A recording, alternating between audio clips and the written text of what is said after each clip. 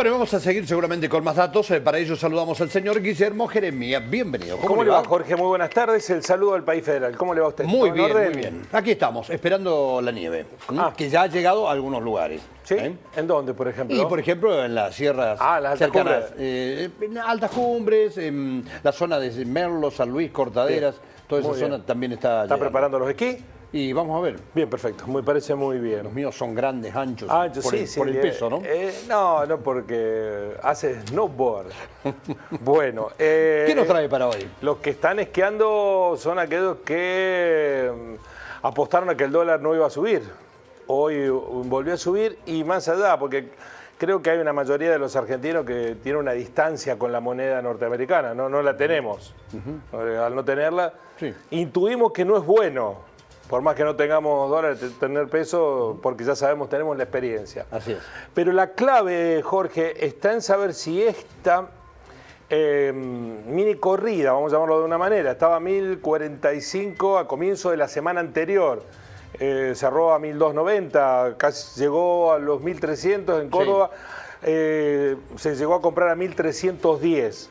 Bueno, la pregunta que todos nos hacíamos es, ¿se va a trasladar esto a precios? Y tengo para usted una mala noticia. Ya se trasladó. No me diga. Bueno, ayer, Guillermo, ayer el vocero presidencial dijo que no creía porque en realidad durante todo este tiempo el dólar no aumentó y los precios siguieron subiendo igual. Bueno, ahora será la excusa o no, pero bueno. Bueno, lo que pasa es que venía de una desaceleración, sobre todo en un rubro muy sensible que es alimentos y bebidas. Quiero mostrarle porque hay una consultora que sigue permanentemente la evolución de los precios de alimentos y bebidas semana a semana. Semana a semana va marcando, y lo que ha sucedido en la tercera semana de mayo cerró con una inflación del 1,8% en alimentos. Mire, este es el cuadro. Como ustedes ven ahí, las líneas verdes hacia arriba son cada una de las semanas y el aumento de los alimentos en cada una de esas semanas, que tienen el pico, como ustedes pueden observar, en la tercera semana de diciembre, que creció el 11,5%. Después, alimentos fue descendiendo.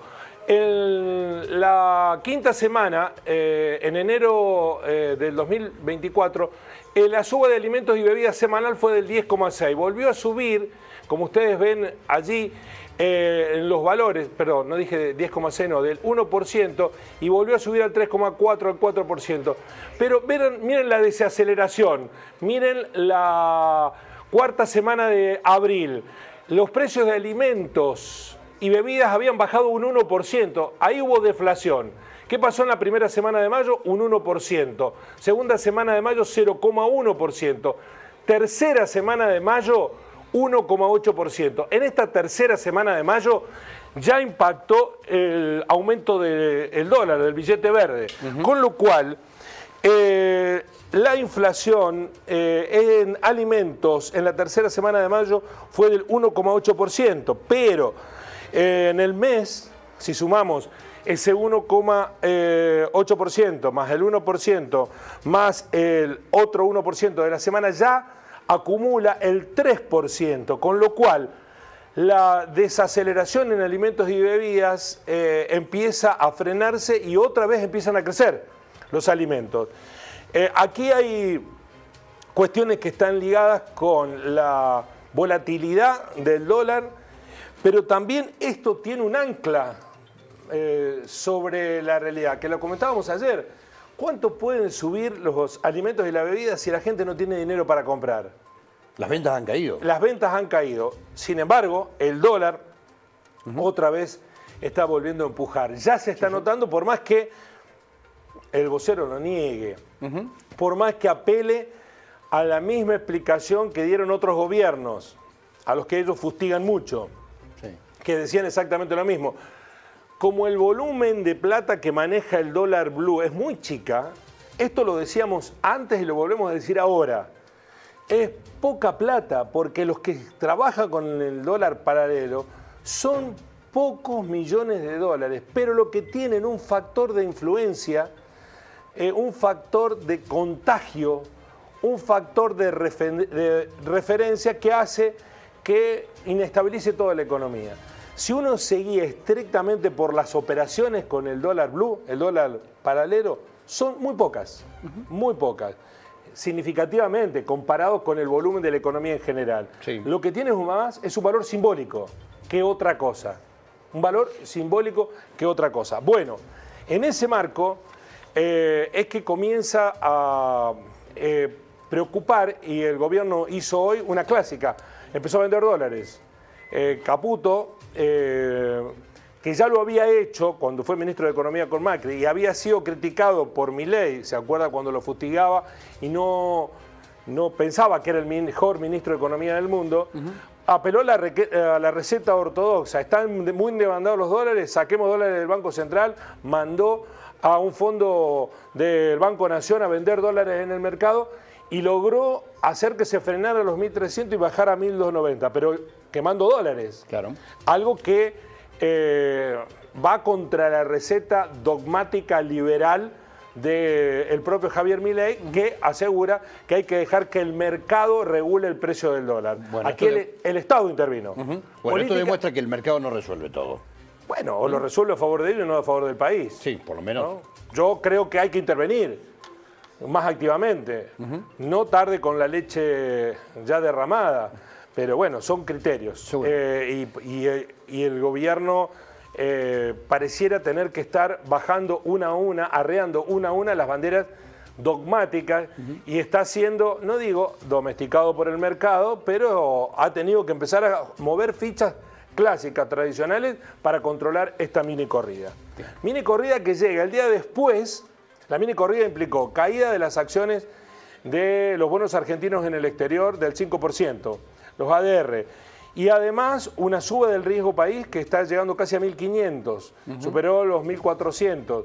Se habían puesto orgullosos con el gobierno de Milei, que había bajado a los 900, había roto el piso de los 1.000 y el riesgo país llegó a estar en 900 y pico, algo que pareciera que no nos influye tanto, pero a la hora de asumir responsabilidades con préstamos externos, es la tasa diferencial que se aplica por el riesgo país. Es decir, que si vos tenés un riesgo país de 1.400 puntos, pagás una tasa o interés es un 14% mayor.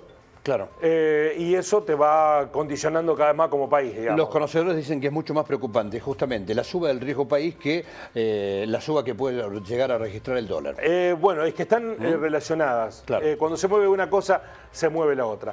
Todo esto llega después, Jorge, que ayer se conociera cómo se desplomó la economía en la variación interanual marzo 2023, marzo 2024, del orden del 8,4%. Voy a mostrarles rápidamente el cuadro que hace un seguimiento de la evolución del estimador mensual de la actividad económica.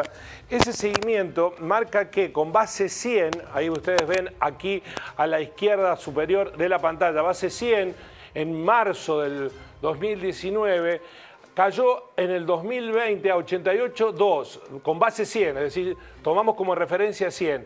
Acá cayó 88,2 porque es la mayor baja registrada en los marzos, porque este marzo es el marzo de la pandemia.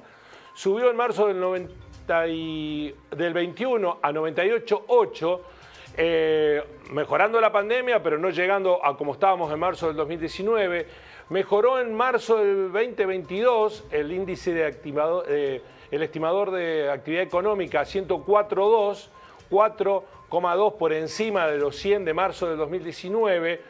En marzo del 2023 se mantuvo estable en 104,8 y en marzo del 2024 bajó a 98,4. Aquí está ese diferencial que hace que la economía se haya desplomado un 8,4%. Ese desplome implica la peor caída interanual para este mes de los últimos 21 años. Es el peor marzo en lo que respecta a actividad económica, salvo el marzo de la pandemia, de los últimos 21 años. El que acabamos de registrar, el marzo que pasó. Es un dato muy fuerte. Sí, por todo lo que eso implica, salvo el marzo de la pandemia, que estábamos todos encerrados, ¿recuerdan? Empezó la cuarentena. Sí. Salvo ese marzo, Es el peor marzo de los últimos 21 años. Y es que yo creo que mayoritariamente la sociedad ve que hay una recesión en términos generales. Da la sensación que quien no la ve es el gobierno. Bueno, ¿qué sectores nos salvaron las papas? ¿Cuáles? Bueno, por supuesto, agricultura y ganadería, que aquí hay una observación. Fue muy malo el marzo del 2023 en agricultura y ganadería. Es decir, que está creciendo de un lugar muy bajo de referencia porque era el mes de la sequía. ¿Se acuerdan ustedes que fue muy malo el año 2023 para el sector agropecuario? Hubo pérdidas hasta el 50%. Es decir, que el crecimiento del 14,1 hay que relativizarlo porque está puesto en comparación con aquel marzo del 2023 que era muy malo para compararlo, pero muy malo para compararlo. Bueno, minas y canteras 5,9 crecieron, la pesca 2,9, servicios sociales y de salud 1%, la enseñanza el 0,9%, la administración pública y defensa se mantuvo, mientras que los sectores que cayeron, transporte y comunicaciones 1,4%, hoteles y restaurantes 1,5%, otras actividades 2,7%. Y voy a los más afectados.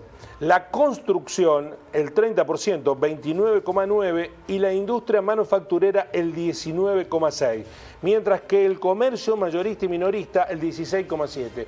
Aquí está, Jorge, lo que usted decía, la recesión. Se nota en el comercio mayorista y minorista. Las ventas de marzo del 2024, comparadas con la de 2023, con impacto inflacionario, cayeron un 16,7%.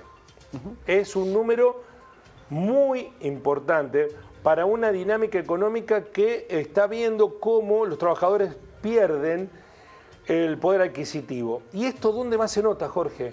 No se nota tanto en la capital federal y el conurbano bonaerense como en el interior de la Argentina. ¿Por qué? Sí. Bueno, porque las partidas económicas correspondientes a las provincias, que ya hemos hablado en este espacio, se retrotrajeron de una manera tan significativa que las provincias, que son dinamizadoras de sus propias economías, sufrieron el impacto más que la capital federal y el Gran Buenos Aires.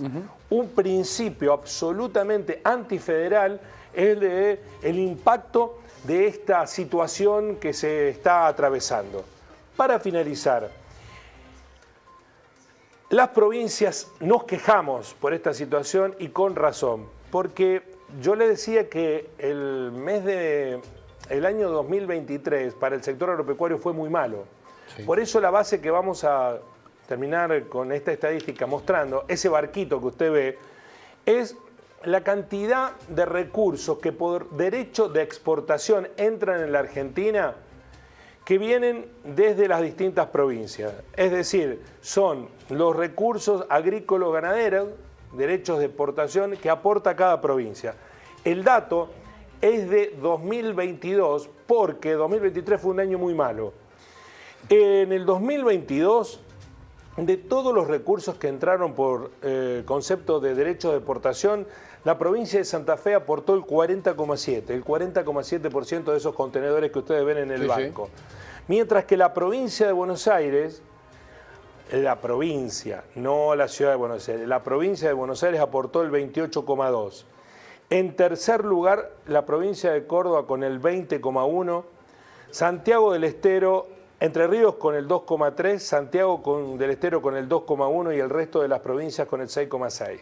Es decir, que la ecuación para el interior productivo es, le manda menos dinero, los recursos los aportan las provincias y sufre mayormente el impacto de la recesión.